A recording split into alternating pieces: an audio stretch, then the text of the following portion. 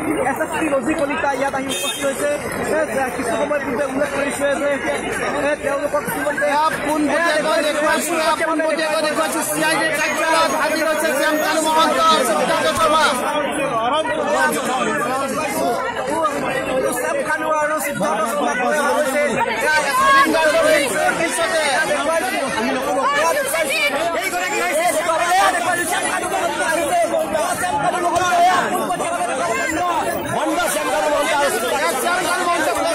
ভিতৰলৈ হেণ্ডকাপ লগাই শ্যামকানু মহন্তক লৈ যোৱা হৈছে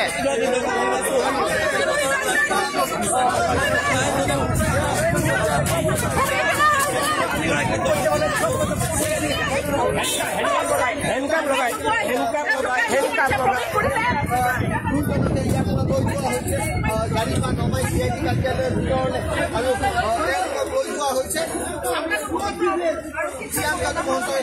এটা প্ৰেচাৰ মিলি আহিছে আৰু তাৰ সমান্তৰালভাৱে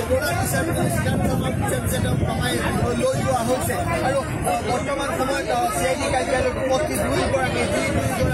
কাৰণে ইয়াৰ আগতো চাব লগা হৈছে